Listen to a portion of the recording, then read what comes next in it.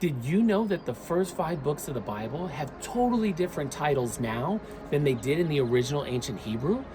That's right, when you think of Genesis, Exodus, Leviticus, Numbers, and Deuteronomy, you would recognize their titles in the Greek Septuagint and in the Latin Vulgate, but not in the original Hebrew, and you might be wondering why. You see, the first 5 books of the Bible, the Torah, in Hebrew, they were actually titled using the very first sentence or phrase of the book or scroll.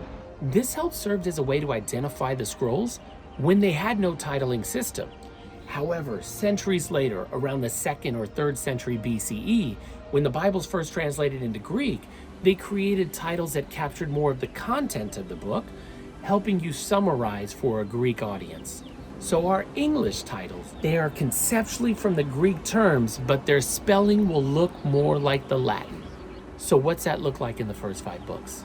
Did you know that the first book of the Bible, the title, Genesis, actually derives from a Greek term, which means origin, creation, beginning. And this makes a lot of sense because the book opens not only with the creation of the world, but also with the beginning story of the Israelites. But imagine, before the Greek Septuagint, in ancient Hebrew, the title was totally different. It came from a Hebrew word, Bereshit, which translates in the beginning of. Interestingly enough, that's the exact phrasing that the book starts with. And did you know the title Exodus actually comes from the Greek word exodos, which means a going out, a departure, a way out. And that's exactly what happens in the book, right? It's the central theme. It's God freeing these Israelites and giving them a way out. But in the original Hebrew, the title is actually Shemot, which translates to names.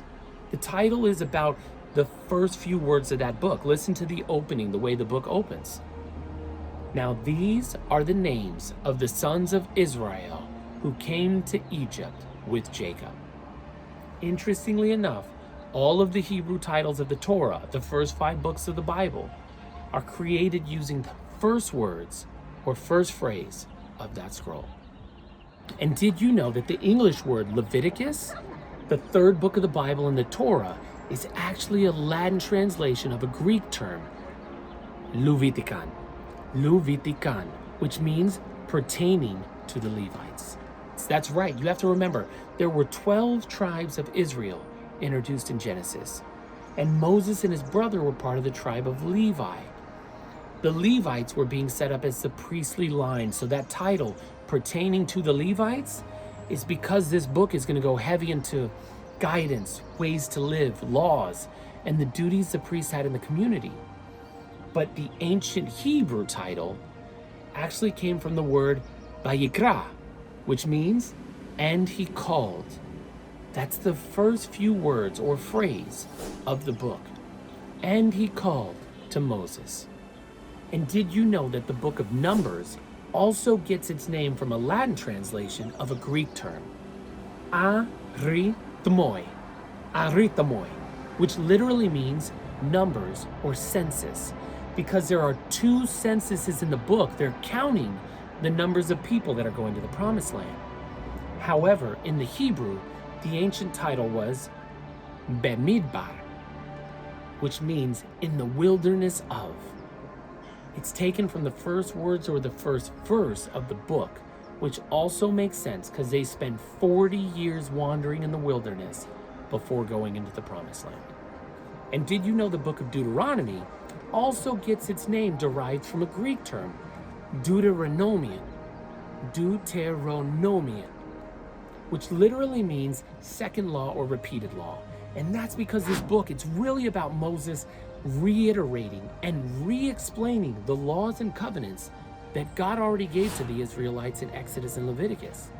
It's a restatement and a recommitment to God before going into the promised land.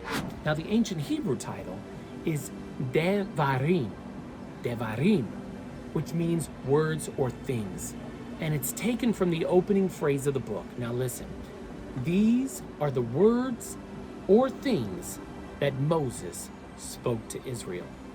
Now, if you have a deep desire to learn more about the Bible, God, and understand what you're reading, come back every week, like and subscribe. We're on TikTok, we're on YouTube, and we really want to help people get a better understanding about what the Word of God is. Dig into the Creator, join us on the journey, and thank you for coming.